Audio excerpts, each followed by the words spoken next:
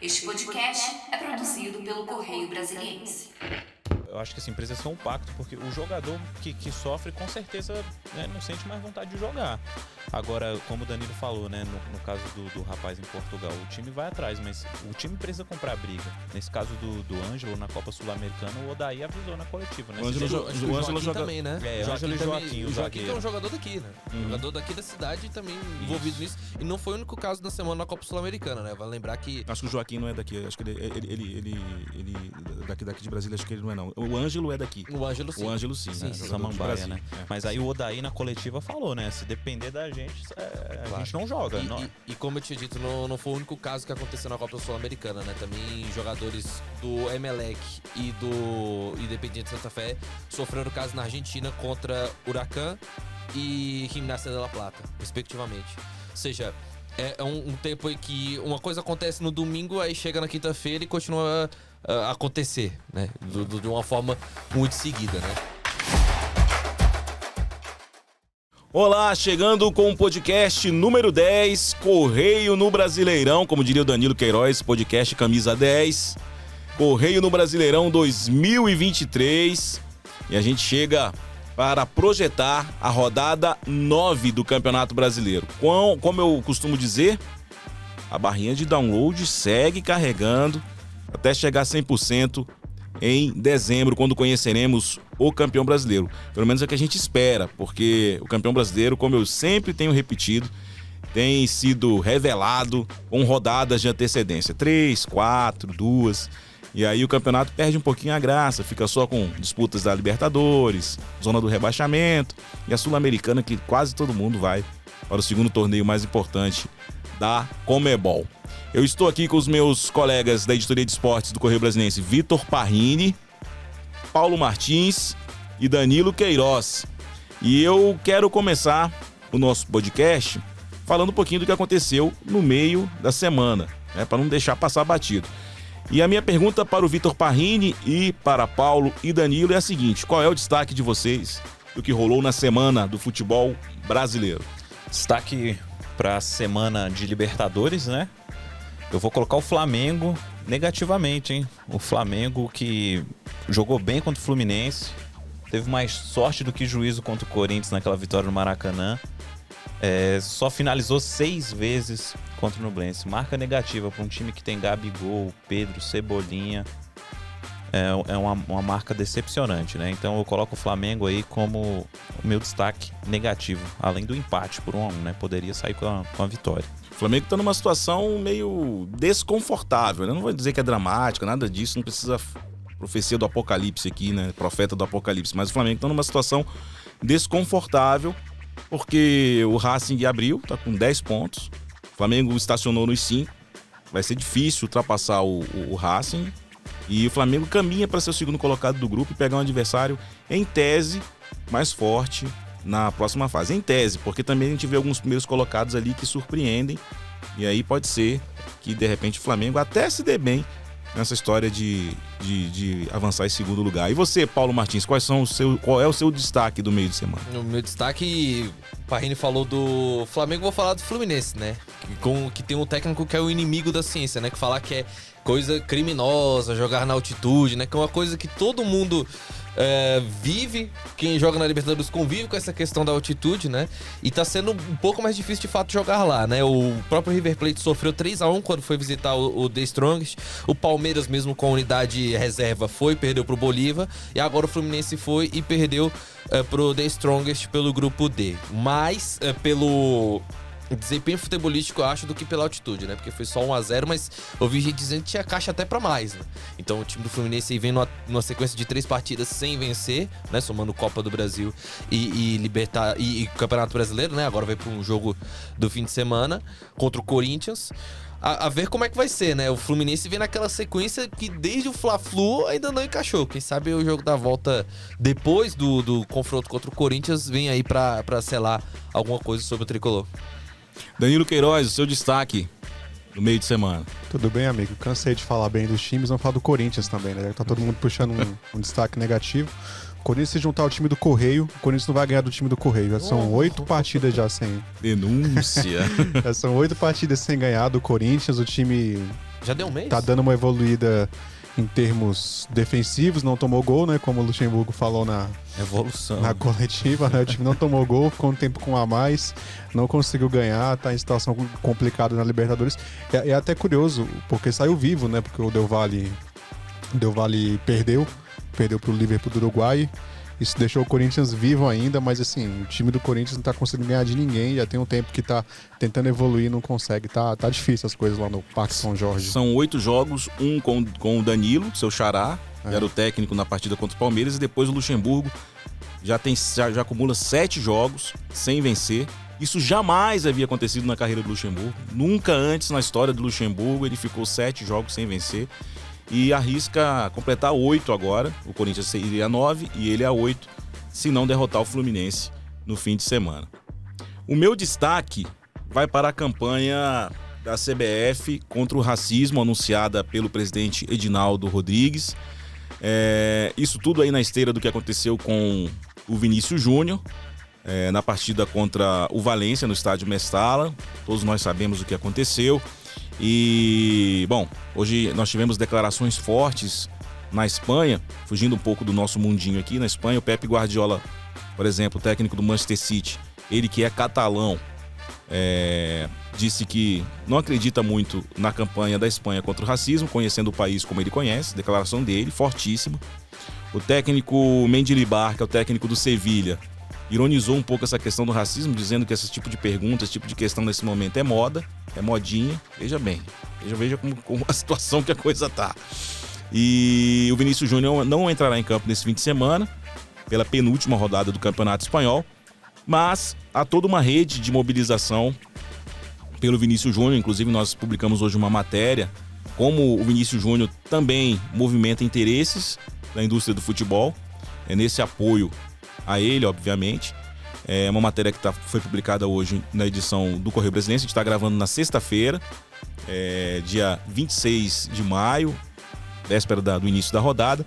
E na mesma edição, o Vitor Parrini, eu ia falar Vinícius Parrini, mas o Vitor Parrini fez uma matéria explicando quais serão essas ações da CBF já nessa rodada, né, Parrini? A CBF, cabeçada aí pelo presidente Edinaldo Rodrigues, vai promover a ação Com Racismo Não Tem Jogo, né? Os clubes da Série A vão entrar com a camisa preta, com a mensagem que batiza a campanha. Os árbitros receberão aquela moedinha do tradicional sorteio Campo Bola, também personalizada, com a mensagem de conscientização, combate ao racismo. Assim também como os atletas ajoelharão, farão aquele gesto antirracista antes do início das 10 partidas. E a NFL aconteceu muito isso. E na Premier League também era comum. Bastante comum. A gente teve isso, Eurocopa também rolou bastante. A campanha deles era Vidas Negras Importam. Aí, para completar, nos telões das arenas mais modernas, né, a CBF preparou um vídeo com artistas e personalidades dizendo Com Racismo Não Tem Jogo. Essa é a ação para conscientizar a população brasileira e também manifestar o apoio à principal estrela do futebol brasileiro na Europa, né? Eu quero fazer uma pergunta para vocês antes de a gente passar para os jogos. A campanha, eu vi o vídeo é muito bem feito, muito bacana.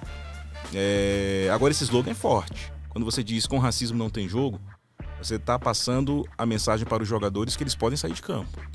Eles podem sair de campo, podem abandonar a partida. E isso pode acontecer muito. A gente está ainda se não houver uma resposta imediata por parte do público, e o Campeonato Brasileiro está tendo a melhor média de público da história até o momento. E os episódios de racismo têm se repetido até na Libertadores, né? A gente tem o caso do Ângelo, que reclamou e denunciou, e outros casos. O Racing acaba de ser punido pela Conmebol. Mas, falando especificamente do Brasileirão, vocês acreditam que algum jogador, algum time tomará essa medida extrema de abandonar o campo, tirar o time de campo? Porque o slogan é forte, a mensagem tá dada. Contra racismo não tem jogo. Com racismo não tem jogo. Com racismo não tem jogo, desculpa. Com racismo não tem jogo é o slogan. Vocês acreditam que algum time pode chegar a essa medida extrema? Lembrando que o presidente Gianni Infantino, presidente da FIFA, explicou qual é a determinação da FIFA nesse tipo de caso. Houve denúncia de racismo, o jogo tem que ser paralisado. no primeiro momento. Os alto-falantes anunciam que está tendo esse problema. Persistiu, o time pode até sair de campo e o alto-falante fala pela segunda vez que se persistir, o jogo não vai continuar. Persistindo, aí sim, tem outras sanções mais pesadas. O Gianni Infantino falou que isso foi passado aos 211 países da família FIFA, associações da família FIFA, e alguns não estão cumprindo, como foi o caso do Valência numa partida contra o Real Madrid no fim de semana. Nenhum cumpre ainda, né? Nenhum. Eu não lembro de ter tido algum caso que teve. E eu acho ainda um pouco complicado o Brasil ser vanguarda nisso aí. Sempre há, obviamente, a questão da indignação, né? Porque é uma coisa que chega em embrulho o estômago de falar até, de ver esses casos acontecerem. Vergonha. É vergonhoso, deplorável, é vergonhoso. E assim, essa mensagem da CBF tem razão, ela passa realmente é muito forte, é uma mensagem forte. Imperativo, contundente. A gente espera que aconteça. E alguns times eu acho que tem uma bandeira mais de causa social mais forte. O Vasco, por exemplo, o próprio Corinthians também que tem essas pegadas sociais muito fortes. Eu espero que assim, que aconteça quando chegar no... Por exemplo, esse caso do Vinícius Júnior em Valência foi absurdo o que aconteceu lá. Se no Brasil... E ele queria sair, né? Ele queria sair. Ele queria sair. E assim, no caso dele é até mais complicado, porque na situação lá aconteceu com ele e assim, aí o time às vezes fica... Passou até um caso do jogador, não vou me lembrar qual jogador foi. Ele saiu de campo e acho que foi em Portugal. Que ele foi saindo, os companheiros, tipo, meio indignados, pô, você tá saindo do jogo e tal. Eu vou pensar depois quem foi pra passar a informação completa. Que eu vi esse vídeo essa semana. E assim, eu acho que antes desse caso do Vinícius Júnior ainda tinha essa questão. Às vezes o cara, pô, vou sair, e o outro já chega assim, não, pô, não sai não é assim e tal. Que ainda tem Abraçando, muito isso ainda, né? Pegando abraçando, ele, puxando de volta e tal, tentando... Como se o cara estivesse fazendo uma coisa assim. Tentando contornar dentro de campo.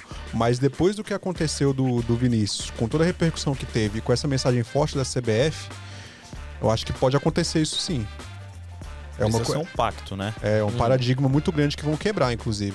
Eu acho que assim, precisa ser um pacto, porque o jogador que sofre, com certeza, né, não sente mais vontade de jogar. Agora, como o Danilo falou, né, no caso do rapaz em Portugal, o time vai atrás, mas o time precisa comprar briga. Nesse caso do Ângelo, na Copa Sul-Americana, o Odaí avisou na coletiva, né? O Ângelo Joaquim também, né? O Ângelo e Joaquim, o Joaquim é um jogador daqui, né? Jogador daqui da cidade também envolvido nisso. E não foi o único caso da semana na Copa Sul-Americana, né? Vale lembrar que... Acho que o Joaquim não é daqui. Acho que ele daqui de Brasília, acho que ele não é não. O Ângelo é daqui. O Ângelo sim. O Ângelo sim, né? Samambaia, né? Mas aí o Odaí na coletiva falou, né? Se depender da gente, a gente não joga. E como eu tinha dito, não foi o único caso que aconteceu na Copa Sul-Americana, né? Também jogadores do Emelec e do Independiente Santa Fé sofreram casos na Argentina contra Huracán e Gimnasia de La Plata, respectivamente. Ou seja, é um tempo aí que uma coisa acontece no domingo, aí chega na quinta-feira e continua a acontecer, né? De uma forma muito seguida, né? E essa questão desse protocolo da FIFA, por exemplo, mostra que ainda é muito brando, né? Vai parar o jogo. Por que não aplica sanção? Uma vez que se aplica a sanção, acho que fica muito mais difícil de um ato assim se repetir. Porque a instituição fica prejudicada. Na cabeça da FIFA, o intuito é educar antes de punir, né? Sim, mas se chega a esse caso e não vai, não tem que passar a mão na cabeça de ninguém, porque se chega a passar a mão na cabeça. Eu só espero que só espero que isso não seja mais uma ação midiática. A gente tem conversado muito sobre isso. Sim. Todo mundo, a gente fez até a ilustração hoje feita pelo Valdo Virgo na capa, era mostrando que todo mundo tira um pouquinho de casquinha dessa situação. Aquele boom, a gente vê aquele boom inicial, todo mundo se pronunciando, hashtag somos todos Vinícius Júnior, tal, aquela coisa toda. Depois a coisa vai esvaziando e se perde. Até porque o Campeonato Espanhol tá acabando. Falta uma rodada para terminar e essa discussão vai ficar aí com esse ato de 2 meses mais ou menos até a próxima temporada pra gente ver realmente o que efetivamente aconteceu na Espanha. Isso se voltar a ser dito depois, né? Porque deve ser um caso a mais esquecido, né? Que a gente até falava mesmo da coisa de caso, né? Que é tratado muito como caso, mas é um crime. Exatamente. Um crime tem que ser combatido classificado ao mesmo rigor. E não é.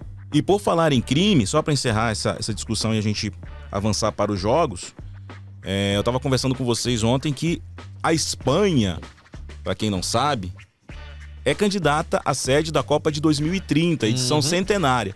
A Copa do Mundo nasce em 1930 E aí, em 2030, completará 100 anos. A Espanha é candidata à sede com Portugal, que tem laços, obviamente, com o Brasil, de Vinícius Júnior, e Marrocos.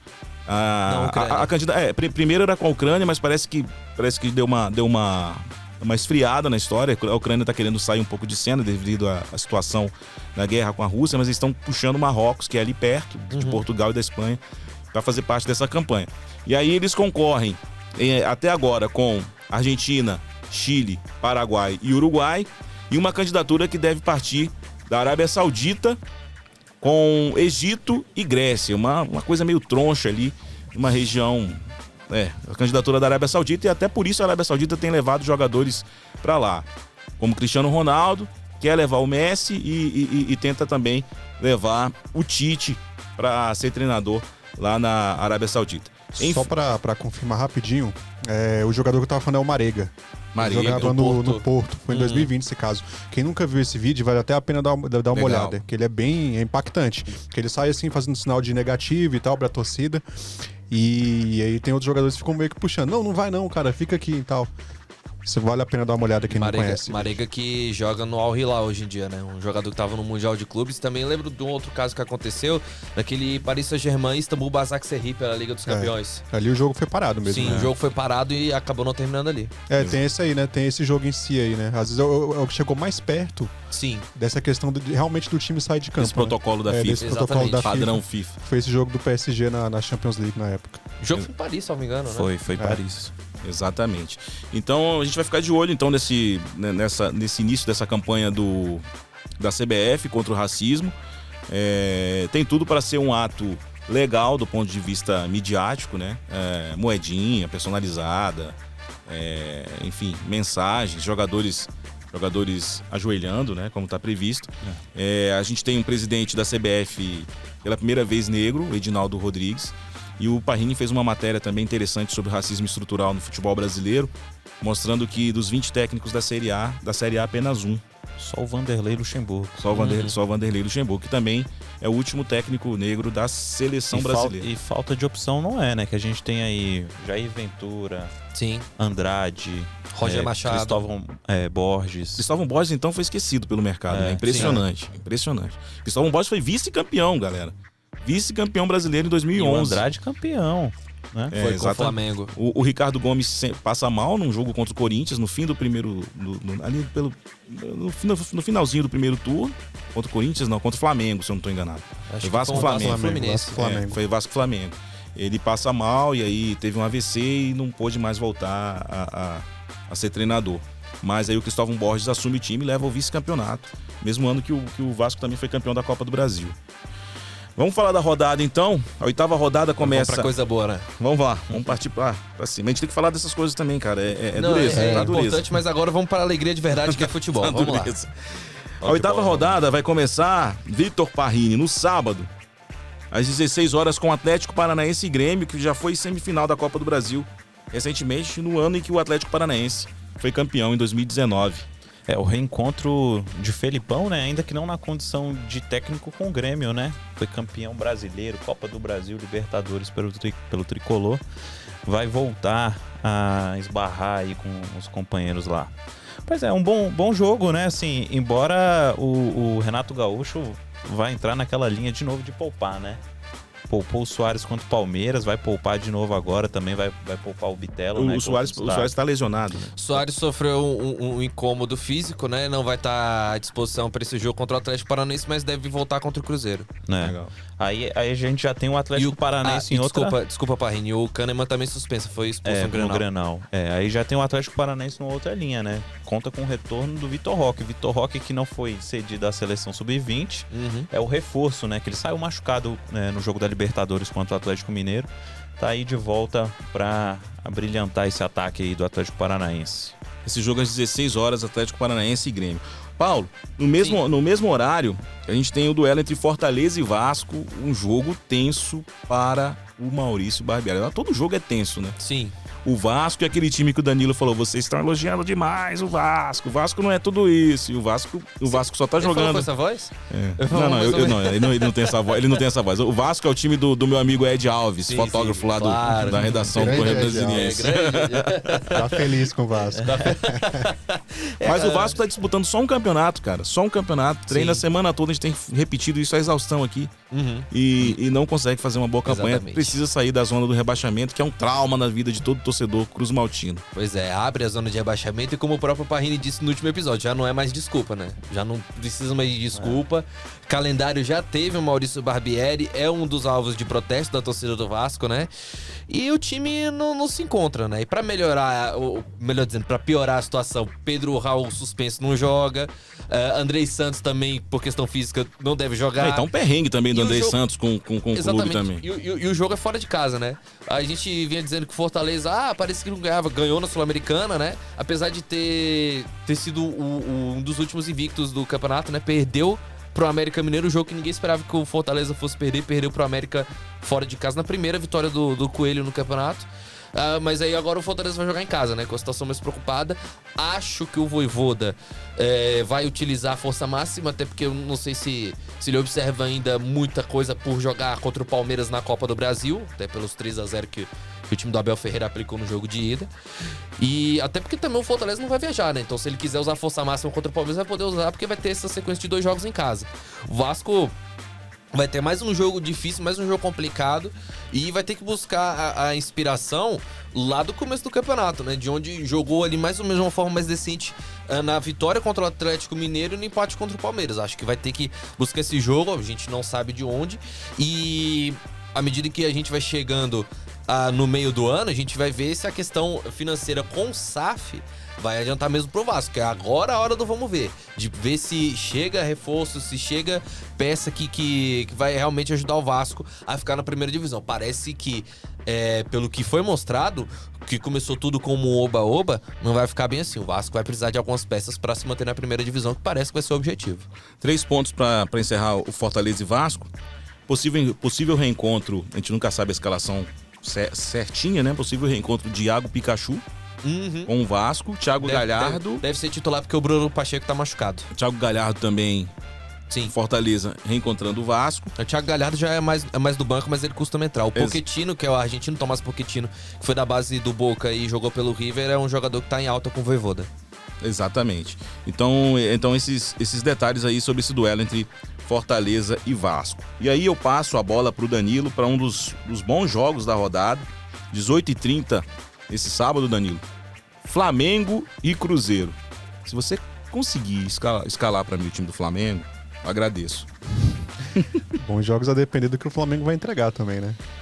Porque o Flamengo é um time que jogo sim tá bem, jogo não tá mal. Quando o Flamengo todo mundo pensa que tá mal, igual era contra o Fluminense. Pô, o Fluminense vai atropelar o Flamengo vai lá e reage. Aí no jogo seguinte a gente pensa, pô, o Flamengo reagiu, agora vai. Aí o Flamengo vai lá e joga mal. O Flamengo parece que cresce quando é desacreditado, né? Quando é desacreditado. O Flamengo mal. é um time que escolhe jogo. Esse jogo a gente vai jogar. Esse aqui Jogou mal contra o Corinthians, jogou mal contra o Iumblense agora na Libertadores e tomou um empatezinho lá. O Flamengo é assim, então depende muito do que o Flamengo vai entregar. O Flamengo vai jogar lá com o Matheus Cunha no gol, né? Varela na direita, Léo Pereira e Davi Luiz, Aí, ó. Ayrton Lucas na ponta, Thiago Maia, Gerson e Pulgar.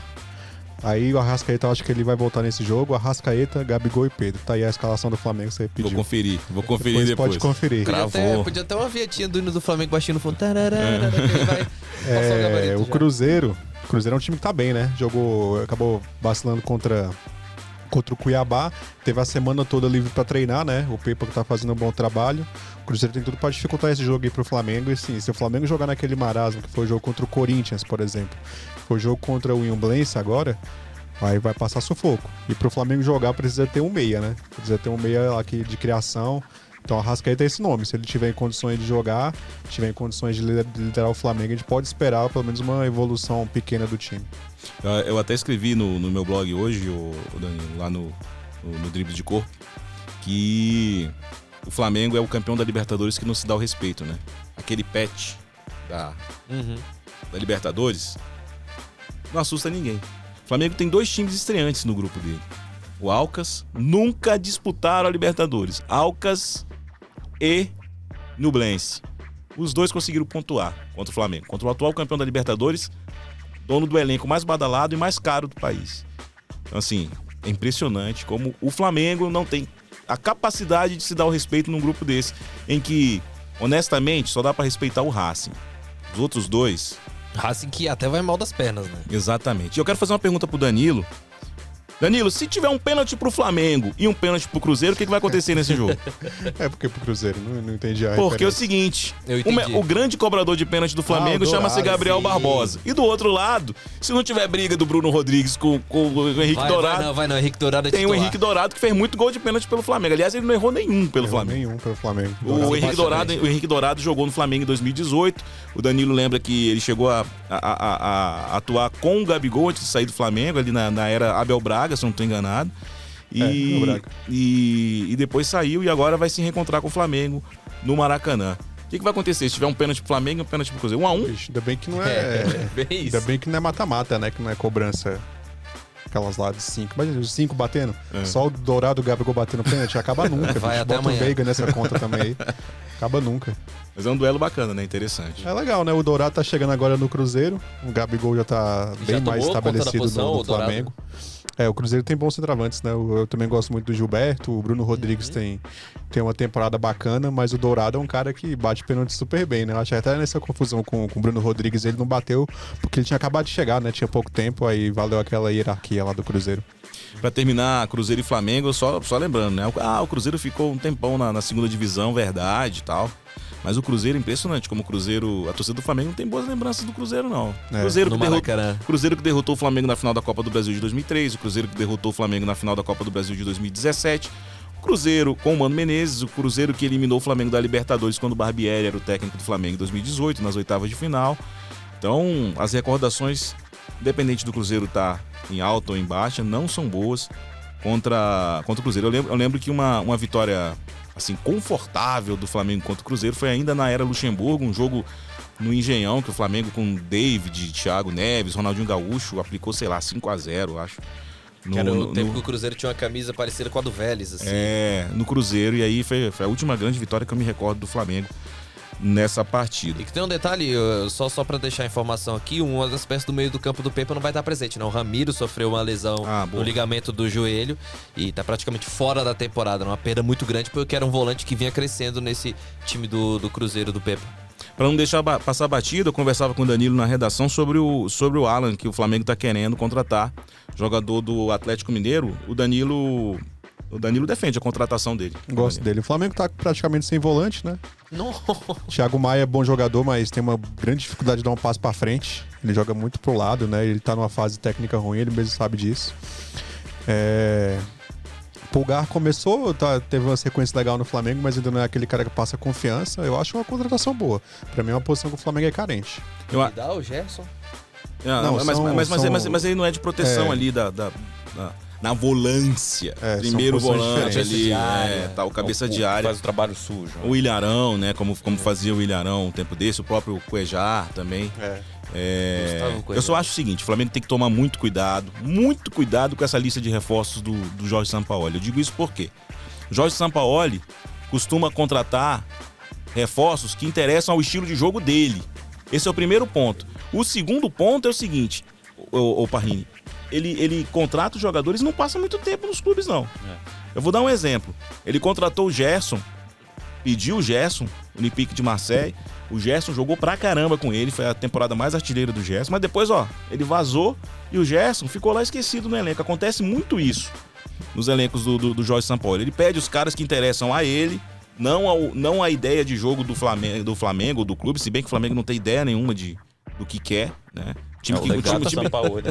Um time que passa de Paulo Souza pra Dorival Júnior, de Dorival Júnior pra Vitor Pereira, de Vitor Pereira pra Jorge Sampaoli, cara, são 4 meses que queria Jorge Jesus, uma maluquice completa. assim. Mas em uma eventual saída do São Paulo é melhor que tenha o legado dos jogadores do que o do Paulo Souza, o telão aí, que hoje não presta pra nada lá no Ninho do Urubu, ninguém né? usa o telão.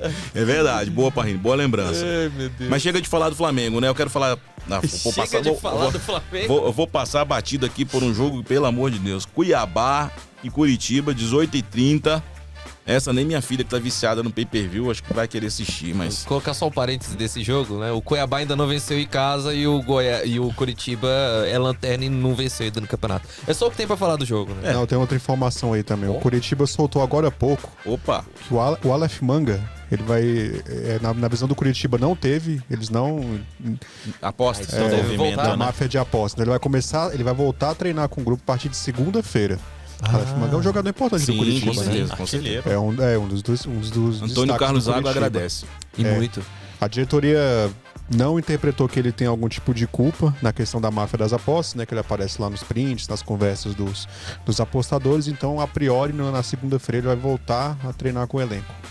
Beleza, boa mas intervenção, Danilo. Segunda-feira. Que vocês muito tiverem, longe, que né? vocês tiverem online aí de informação nova, pode ir passando. A gente vai agora para São Paulo e Goiás. Esse jogo eu pretendo assistir 21 horas, Morumbi, assistir de casa, obviamente. Sim.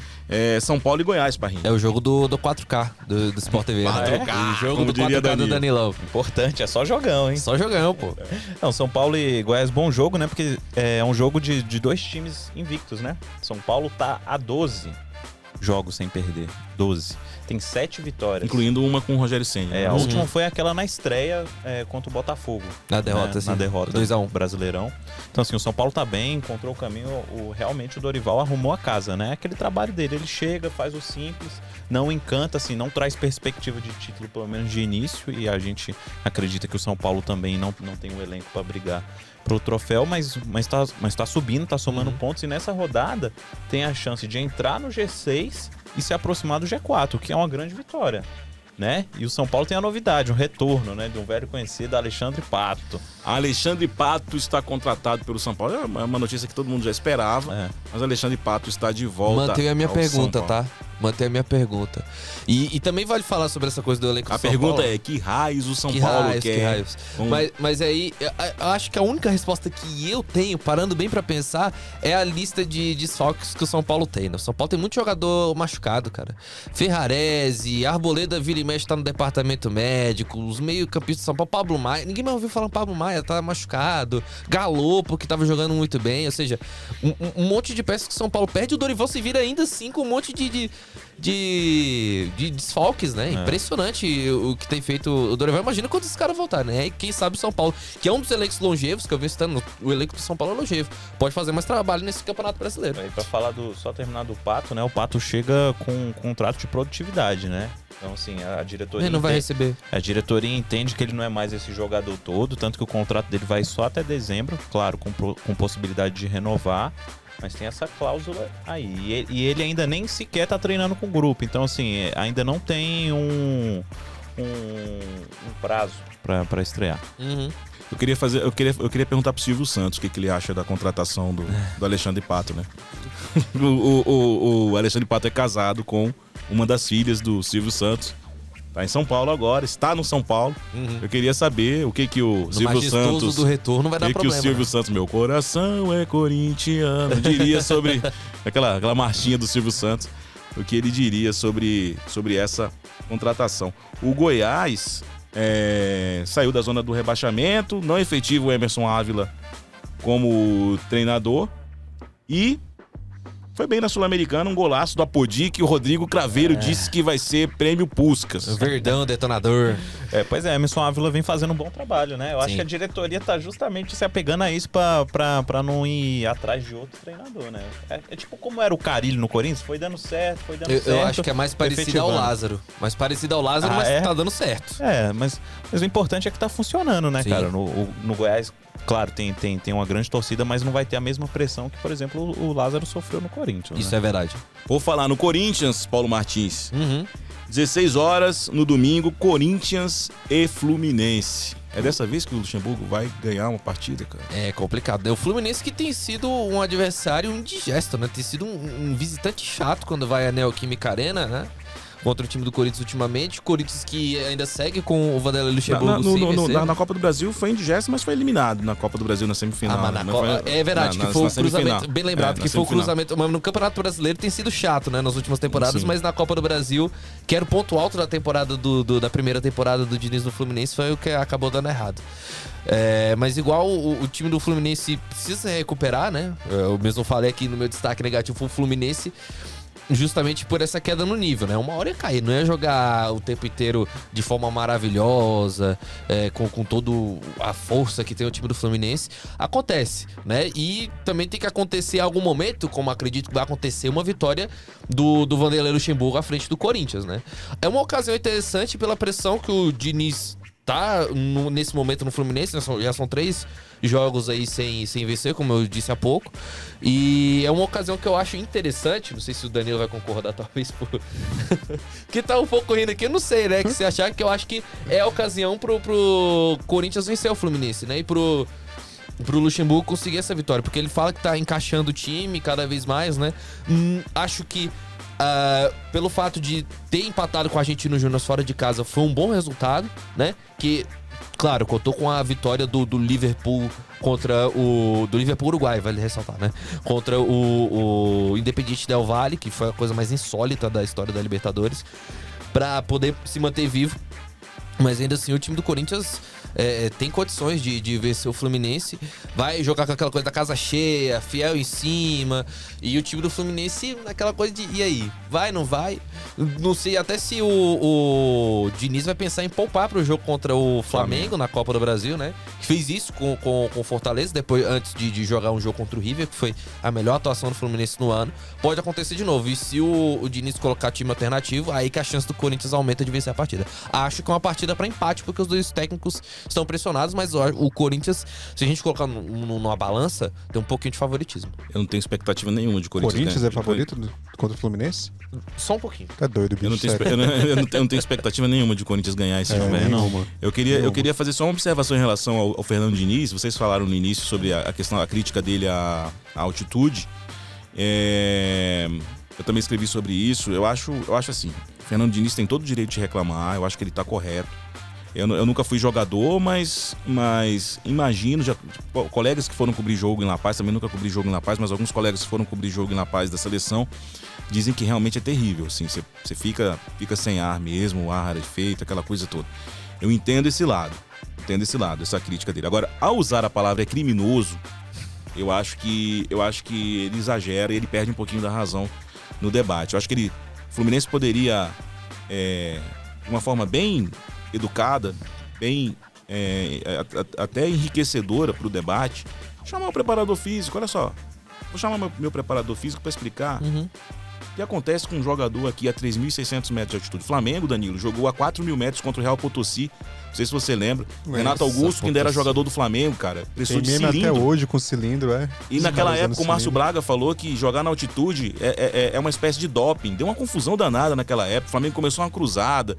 E aí a FIFA chegou a proibir jogos a 3.600 metros de altitude. Ela estabeleceu ali que só podia jogar até 2.600. Isso é ridículo. Sem noção nenhuma, começou a atingir clubes do Equador, clubes da Colômbia. Aí o Evo Morales, presidente da Bolívia, foi jogar no pico da altitude na Bolívia, a 6.500 metros.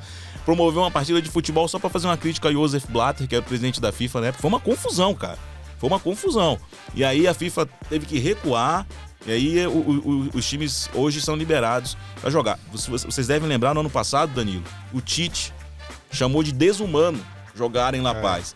E El Diablo Echeverri falou que ele era um covarde ao dizer isso, sobretudo porque a seleção brasileira já estava classificada.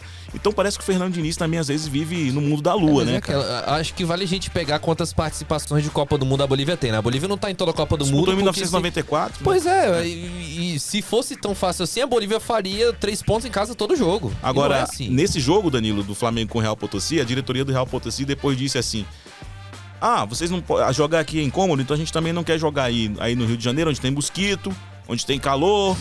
Então foi uma confusão na época impressionante. Deixa uma pergunta. Qual que foi a melhor participação boliviana da história da Libertadores? Chegou na semifinal recentemente. Semifinais, com o Bolívar em 2014 caiu pro São Lourenço. Exatamente. Ou seja, não chegou nem a decisão. E aí? Eu coloco uma outra questão também em relação ao Fernando Diniz. Bacana você fazer, eu repito, ele tem todo o direito de fazer a crítica dele, tá? Eu acho apenas que pode ser uma crítica educada. O Maradona já defendeu jogos na altitude. E é porque na Argentina a coisa mais alta é em Mendoza, que é a mesma coisa que mas aqui que é o detalhe. Ele defendeu os jogos na altitude, depois, como técnico da Argentina, foi lá e tomou de 6-1. Tomou de 6. Com o Messi, lá no estádio Hernando Siles, o mesmo palco dessa partida. Então, só para encerrar e passar pro Danilo aqui para ele falar do próximo jogo, eu quero lembrar que o Fernando Diniz critica a altitude, mas por que não critica jogos do Campeonato Carioca a 40 graus? Isso também não é criminoso? E foi uma coisa que a gente falava na redação, você me falou, Marcão, e é uma coisa que você tinha razão. O Rio de Janeiro, só pra completar, o Rio de Janeiro teve pico, foi o ano mais calorento lá no Rio de Janeiro, nesse verão. Chegou a ter 41 graus e sensação de mais de 50. E alguns jogos do Campeonato Carioca foram disputados à tarde. Os times pequenos, então, podem jogar de tarde, né? Jogo em conselheiro. Todo mundo fala daquela coisa de jogo de Conselheiro Galvão às 3 horas da tarde, né? Em Bangu, exatamente. Enfim. Então, e a gente falava mesmo, você falava na redação, e eu concordo com você que o Fluminense é o time que opera no limite. Aí como é que o Diniz vai querer que o resultado dê certo para um time que joga na altitude de mais de 3 mil metros, com uma equipe que tava sem o Marcelo, sem o Keno. Lado esquerdo todo. Lado esquerdo todo complicado. Ou seja, ele tem que medir também o tanto que eles fossem jogadores dele, né? Certo estava o Abel Braga, ou Abel Ferreira. Abel Braga tá no Vasco como diretor. O Abel Ferreira abriu mão desse jogo, cara. 3 pontos não dá pra ganhar esses 3 pontos. O Fluminense também, de boa, perdeu. 3 pontos, o time tá encaminhado, com a vaga encaminhada. Mas, Danilo, vamos falar agora de Internacional e Bahia. Foi final de Campeonato Brasileiro já, em 1988. Jogo às 16 horas, no Beira-Rio. 16 horas Beira-Rio, pra ver se o Inter ganha de alguém também, né? Sofrimento contra o Metropolitano. Ele tá falando de alguém. Time nacional, né? No Brasileirão. O Inter começou bem, mas depois deu uma queda muito grande no campeonato. Já são aí 4 derrotas seguidas. Bahia tá naquele campeonato que a gente já esperava, né? Meio de tabela, mas o Inter não. O Inter tá lá embaixo já. 14º. Começando a descer, tá em 14º, já tá se aproximando da zona da confusão, da zona do rebaixamento. Tem que ganhar, né? O Inter tá na hora de ganhar de um time como o Bahia, até pra dar uma aliviada na pressão do Mano, né? Porque depois, no meio de semana, vai pegar o América precisando subir uma montanha muito grande. Então, até em aspecto psicológico. Perdeu de 2-0, né? Perdeu de 2-0 o primeiro jogo da Copa do Brasil. Vai ter que tentar virar esse jogo aí. E até em aspecto psicológico, né? É bom dar uma resposta pra torcida já nesse jogo em casa. Pra depois ter o apoio na Copa do Brasil, né? É uma necessidade do Mano Menezes, porque essa vitória, melhor dizendo, contra o Milionários não disse muita coisa. E como eu disse aqui fora do ar antes de começar, não sei que se chega a empatar esse jogo, se o Mano Menezes continua como técnico do Inter. Eu não quero derrubar ninguém, mas o Inter tem que apresentar resultado pra ontem. O time não é nada a ver em relação ao ano passado. Eu também escrevi sobre o Internacional, escrevi sobre todos esses times brasileiros que jogaram na Libertadores nessa semana. E o meu destaque sobre o Internacional é que eu até brinquei no início do texto, era vivo e ressuscitou, né? Porque o Mano Menezes segunda-feira acorda demitido, né? Você que trabalha na internet, em jornalismo, sempre fica aquela matéria de gaveta, se cair, tá aqui. Mas a matéria não foi usada para o bem dele. Mano Menezes continua, sou totalmente a favor da continuidade do trabalho. Lógico que existe um limite, mas o Mano Menezes resistiu, ganhou do Metropolitanos, não ganhava, 7 jogos, eu acho. 6 jogos, o Internacional não ganhava 6 jogos. Obrigado, campeão venezuelano e por um gol de diferença sofrendo. E aconteceu um outro milagre. O Luiz Adriano, que não marcava 75 dias. 75 dias. Esse é milagre. Maior reforço do Inter pra temporada. Balançou a rede. Cara, o Mano se abraçou com o Luiz Adriano, foi uma festa. Vamos ver agora como é que vai ser contra o Bahia. Libertadores foi contra o Metropolitanos, né? Metropolitanos. Não é que o Paulo tinha falado Milionários, é que eu tava pensando já uma vitória pobre contra o Milionários. Não. Milionários tá na Sul-Americana.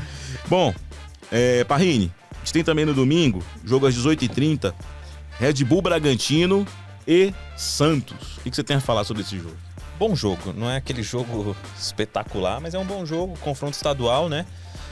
É o primeiro do ano, porque as duas equipes estiveram juntas no mesmo grupo, e no Paulistão tem aquele regulamento estranho que times da mesma chave não se enfrentam, né? A gente vai ter um Santos e Bragantino aí pela primeira vez. O Bragantino bem, goleou ontem na Copa Sul-Americana, 4-0. O Santos vem bem no Brasileirão, perdeu na Copa Sul-Americana no meio de semana, mas vem bem no Brasileirão. Dos últimos 4 jogos são 2 vitórias, 2 empates. O último contra o Palmeiras, né? Jogou bem contra o Palmeiras, segurou o Palmeiras. Embora não tenha sido um jogo brilhante também, mas tirar ponto do Palmeiras, que é o time a ser batido no Brasil, é de se comemorar. Então o Santos vem bem, perspectiva de uma vitória lá na Bia Bichedi. Santos que essa semana saiu a notícia de que tem conversas aí, né, com o fundo da Qatar Sports Investments. É QSI, que cuida do Paris Saint-Germain. Quem sabe aí o Santos Quer dizer que o Paris Saint-Germain pode levar o Abel Ferreira, tá querendo, e pode trazer dinheiro pro Santos. É isso. O Santos pode viver até a realidade que vive o Botafogo aí, o John Textor, né, que tem Crystal Palace, Botafogo, Lyon. É verdade. E quem sabe nessas idas e vindas o Neymar voltar pro Santos, né? Mas que aí, é o mesmo do Paris Saint-Germain. A porta sempre vai estar aberta, né? Pro Neymar no Santos. Talvez com o Neymar ganhasse do Audax italiano, né? Pelo amor de Deus. Agora vamos falar do jogo da rodada, cara. Esse jogo vale sentar, pegar aquela pipoquinha. No caso do Danilo, comer aquele cachorro quente que a esposa dele faz. Cara, ficar assistindo ali, porque é simplesmente Atlético Mineiro e Palmeiras. Será o concerto, né? Paulo Martins. Será um concerto. É um trabalho consolidado contra um trabalho crescente, né? A gente tem isso bem claro, né? O Kudê vem em um trabalho bastante crescente, como eu disse algum tempo atrás no podcast. A gente vive a expectativa do primeiro ano completo do Kudê no futebol brasileiro, né? Porque não treinou uma temporada completa no Internacional. É um treinador que pode muito mais, né? Que ele pode sempre muito mais. É um cara que tem a capacidade, como eu mesmo já disse, com elencos menores, já fez bons trabalhos com o Rosário Central, com o Racing, agora com o Atlético Mineiro, com o próprio Inter ele fez um bom trabalho, né? Manteve bastante tempo o Celta de Vigo na parte um pouco alta ali da tabela do Campeonato Espanhol. Gosto muito do Tchatcho Coudet. E o Abel Ferreira, não tem o que a gente falar bem do Abel Ferreira, né? Quer dizer, não tem o que a gente falar mais do Abel Ferreira. Eu quero até acrescentar um debate, no debate também, eu tava colocando lá no blog que o Palmeiras já é um time que não perde. Aliás, só perdeu 2 partidas no ano, mas já é um time que não perde. Só perdeu pro Bolívar na Libertadores. Porque quis. Sim. Ele levou um time alternativo, reserva mesmo. E naquele jogo com a Água Santa, que o Água Santa jogou no limite do limite, conseguiu ganhar por 2-1. Então o Palmeiras já é um time que não perde. E agora também não sofre gol. São 3 jogos sem ser vazado. Sim. Time do Palmeiras. O time do Palmeiras que era criticado. O time do Palmeiras agora tá sofrendo muito gol. Porque perdeu o Danilo, vendeu o Danilo pro Nottingham Forest e tal. O Gustavo Scarpa também tinha uma função tática no time. O Marcos Rocha tá machucado, era importante também na engrenagem. Mas agora, cara, eu até escrevi a repetição é a mãe da perfeição, né? Zé Rafael e Gabriel Menino estão jogando ali juntos. Esses 3 jogos sem levar gol, eles estão cada vez mais entrosados ali na frente da defesa. O Luan, que era criticado, saiu jogando, deu um lançamento pro gol do Rony, contra o Cerro Porteño. Então, assim, o Palmeiras, cara, se regenera, né? Sim. São 3 jogos sem sofrer gol. Um time que não perde, que não sofre gol, cara. Agora, vai ter um teste importantíssimo. O Danilo gosta muito do time do Palmeiras. Danilo, é um duelo entre a dupla PH, que a gente batizou aqui. O Paulinho o Hulk. E o Hulk. 49 gols tem o... Rulinho. 49 gols. Eu até coloquei no blog, mas não lembro de cabeça. Se o Parrini conseguir conferir pra mim. Agora. São 49 gols do Atlético Mineiro na temporada. Paulinho e Hulk, Danilo, fizeram, se eu não tô enganado, aí você confere pra mim, 31, cara. A dupla é forte, enfrentando o Gustavo Gomes, enfrentando essa zaga. Vai ser um jogo muito legal, cara. Também acho. Vai ser o jogo da rodada, né? É o jogo Mineiro e Palmeiras. Inclusive, no Correio Brasiliense, você pode conferir no sábado, o Paulo Martins, a gente preparou uma matéria, por que Atlético Mineiro e Palmeiras é o melhor jogo da rodada. Então vai ter 10 motivos lá pra você entender por que... Fala um aí, vai, dá um spoiler aí. Eu falo esse mesmo aspecto da defesa, né? Que é o baliza zero, que é sempre o tema tocado pelo Abel Ferreira, né? O Everton sempre, inclusive, fala essa coisa do baliza zero, né? E a gente fala dessa dupla de volantes, por exemplo, do Palmeiras, né? Que tem o Zé Rafael e o Gabriel Menino bem postados ali como titulares, mas a gente tem falado de um fator surpresa que vem ganhando muita força e que, caso aconteça alguma coisa com um dos dois, entra no momento, que é o Richard Rios. Jadilson tem feito uma partida espetacular e uma peça fundamental que parece que caso o Palmeiras chegue a ganhar a taça esse ano, vai ser através dele, do Arthur, cara. A forma que o Arthur encaixou no time do Palmeiras O Globoesporte.com fez uma matéria sobre o Arthur É hoje. impressionante, impressionante o que o Arthur tem encaixado no time do Palmeiras. Abel Ferreira. Vai pro PSG? Não. Abel Ferreira parece Vai que não. não vai. Não. Você também acha que não? Não chega aí. Não, acho que não. O meu único porém é que o diretor esportivo do Paris Saint-Germain ainda é um português. Então, E amigo pessoal da Abel Ferreira. Mas é aquela, quem nega a seleção brasileira não vai pro Paris Saint-Germain. É simples assim. não sei. Não sei. Quem nega a seleção não vai pro O PSG. Paris Saint-Germain, pra mim, é um clube muito maluco. Só pra encerrar o debate aqui sobre o Palmeiras, o nosso produtor tá dizendo que o tempo urge. Mas o Paris Saint-Germain faz contratações de técnicos assim, umas coisas malucas, cara. Umas coisas malucas. As contratações de técnico do Paris Saint-Germain. Landim é presidente do PSG? Não que a contratação do Abel Ferreira seja maluca, ele merece. Era Mas- quando ele saiu do Palcar pro Palmeiras, né? Mas, Deu no que deu. mas é impressionante, cara, assim, algumas contratações. Esse francês que tá lá agora no comando. Christophe Galtier. O Christophe Galtier, enfim. Vamos ver o que vai acontecer. Pra terminar, Danilo Queiroz, a Série A, vamos falar de Botafogo e América. Segue o líder, como diz a música. Acho que é da Alcione, sei lá. Esse é o Botafogo que eu gosto, esse é o Botafogo que eu conheço. Tanto tempo esperando. Meu Deus, esse é o Botafogo que eu mereço. É uma música que tem. Depois eu peço até pra nossa produção colocar uma música bem bacana. Isso é uma música? Botafogo é uma música. Nunca É uma soube música, disso. é uma música ouvi do falar. Botafogo. Eu vou procurar aqui. Mas, Danilo, fala aí de Botafogo e Goiás. Botafogo e América Mineiro. Botafogo e América, né? Mas o jogo o Botafogo mantém a liderança, né? Essa liderança que eu acho que uma hora o Botafogo vai cair, vai ficar falando aqui até o Botafogo cair da liderança. Que eu acho que Você vai fazer o acontecer. Botafogo campeão brasileiro, sabe disso? Não, pô, já teve. Já falei do Vasco. Não, é porque assim, o Botafogo realmente tem um time bom. Mas ainda é um time que tem umas Aliás, inconstâncias. o Botafogo ainda. contratou um jogador hoje. Vocês podem falar também. Diego. Me fugiu até o nome do cara aqui, vou até olhar. O aqui. jogador que era do Montevideo Wanderers, né? É um uruguaio de 22 anos que pouca gente conhece. Um volante? É volante? Não, eu perguntei só pra...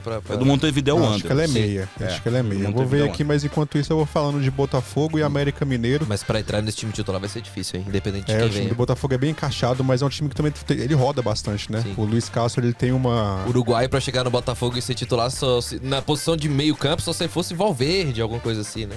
É, o Luiz Castro, ele falou no Boleiragem, que é um programa que o Marcos Paulo Lima adora, que ele tem uma tática de três partidas. Joga uma dupla, 3 partidas, joga só eu e o Marcão, eu e o Marcão joga 3 partidas, aí depois joga Parrino e Paulo, 3 partidas pra poder equilibrar e deixar todo mundo Fisicamente, fisicamente bem.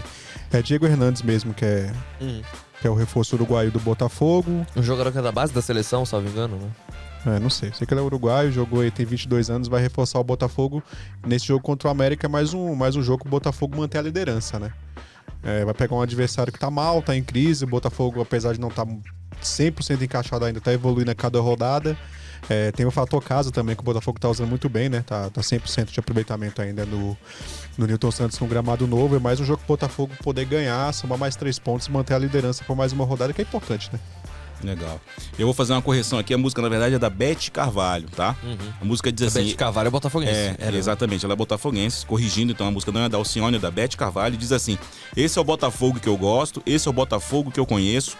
Tanto tempo esperando esse momento, meu Deus, deixa eu festejar que eu mereço. É a música, Maravilha, hein? é a música da Beth Carvalho sobre o Botafogo. E para encerrar de vez aqui o capítulo Série A, eu ia falar lá no São Paulo, o jogo do São Paulo e do Fluminense, eu terminei esquecendo.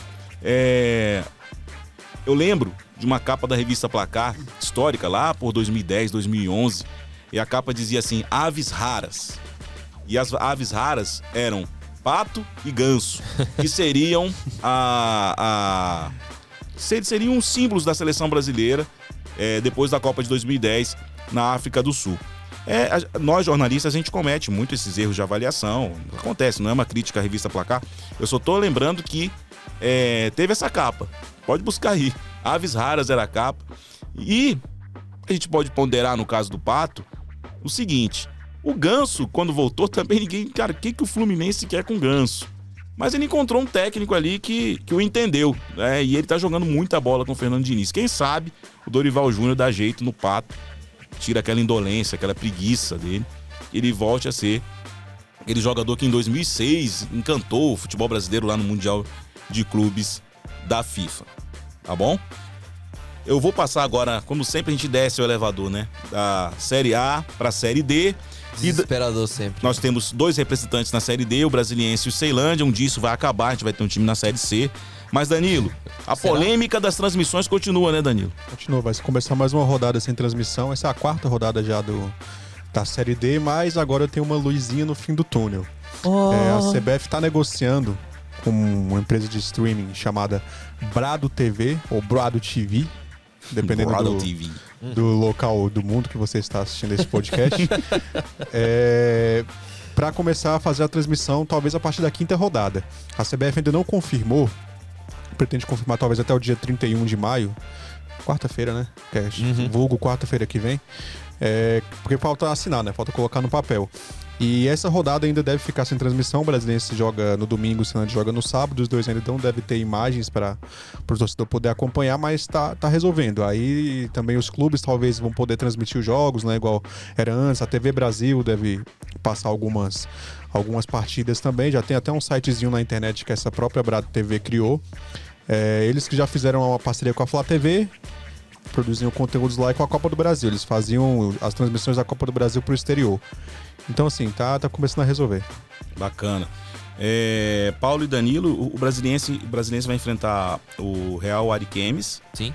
Nesse fim de semana. É fora de casa o jogo. Sim, o jogo lá no Valerião. Lá em Rondônia, né? Isso. E é no domingo o jogo. E o Ceilândia recebe o Interporto. Partida no Abadião neste sábado. Que horas que são os jogos? 3h30 da tarde. E o Brasiliense domingo às 4. Isso. Exato. No horário 4 horário daqui, de Brasília, 3 horas da tarde, horário de fuso horário, né? Sim. Lá O tem que esperar desses 2 jogos? o que esperar, eu acho que não vai mudar muito, né? O Brasiliense com dificuldade fora de casa, começou mal a Série D, aliás, vai mal na temporada toda, mas conseguiu se ajeitar pelo menos pra chegar à final do Candangão. O Brasiliense ainda precisa arrumar algo ali dentro do time, né? O Roberto Cavalo parecia que tinha o elenco ali na mão, mas não foi muito bem o que aconteceu, né? Começou com a vitória, empatou no jogo estranho contra o Anápolis, aí já perdeu contra o Interporto, a coisa mais insólita, a gente falou no último episódio, né? Perdeu pro Interporto, bicho. Pois é, lá em Porto Nacional. Daqui a pouco eu vou colocar a música do Botafogo aqui, pra torcida do Botafogo. Ah, tá certo. Vou colocar. E Botafogo, a gente tá falando de Brasiliense, o torcedor do Brasiliense não vai gostar muito disso não, né? Até porque essa temporada foi a pior derrota da história do Brasiliense por 7-1, que faz mais parte dessa temporada estranha que vive o Jacaré, né? Então agora visita o Real Ariquemes, né? Time que foi goleado pelo Ceilândia no Abadião. No Abadião, que é a casa interessante do time do Ceilândia, né? Ceilândia, nos 2 jogos que venceu, fez 7 gols e não tomou nenhum.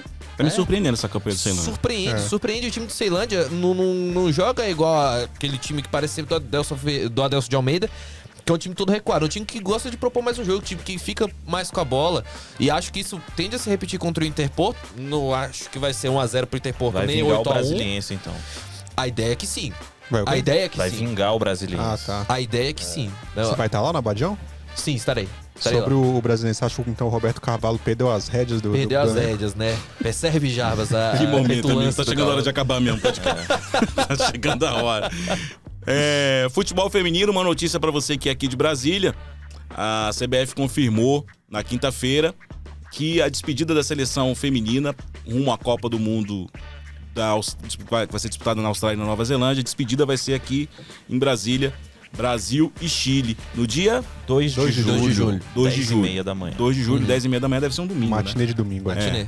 Jogo do esporte espetacular ali, com certeza. Bom jogo. E, além disso, pra terminar, nós temos o Real Brasília jogando nesse fim de semana, contra também o Real Ariquemes, só que o jogo é no Defelê, na Vila Planalto. E agora o time, as Leoas do Planalto, estão fora da zona do rebaixamento e tentando ainda sonhar, estão a 4 pontos da zona de classificação, tomar ali a posição do Cruzeiro, se eu não estou enganado, né? Que é o último colocado. Cruzeiro e São Paulo, e tem jogo contra os dois. Parrinho. Hoje são 6 pontos. 6 pontos. São pontos Paulo, já. São É, o Paulo, Grêmio 6 ganhou, pontos né? e 3 jogos. É porque muito São- difícil. São Paulo ainda tá com um jogo a menos, né? Joga nesse fim de semana contra a Ferroviária.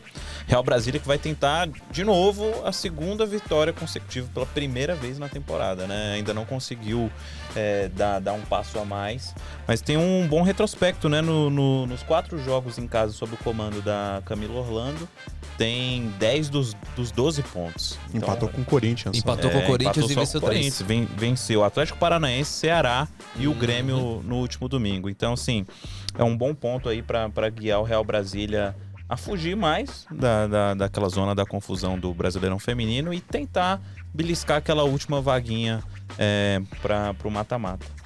Bom, eu agradeço, então a gente vai terminando aqui o podcast número 10, projetando a rodada 9 do Campeonato Brasileiro. Quero agradecer ao Vitor Parrini. Quero agradecer Projetando a rodada 8. Rodada 8, desculpa. Eu fico todo perdido, cara. Na verdade, é o podcast 10, projetando a rodada 8. Se eu falei 9 no início do programa, você desconsidere O a rodada. episódio é o 9 e a rodada 8. Não, bicho, o episódio é o 10, cara. Pô, vocês nem sabem o que vocês Que falam. beleza! Vamos ajeitar o jogo aqui, Então, depois assim, a gente vê. O diretor Danilo Queiroz tá dizendo, é porque ele faz a edição quando a gente faz de casa. Também, agora tem uma edição de casa também. Joga em casa. Então, O é de casa que não é da Globo, né? é o episódio 10, 10. falando sobre a rodada 8 do Campeonato Brasileiro. Eu quero agradecer ao Igor Teixeira, que tá aqui gravando com a gente, o Arthur Ramos, que é o responsável pela edição, a Mariana Niederauer, editora do correiobrasilense.com.br, e a você que está sempre nos acompanhando aqui.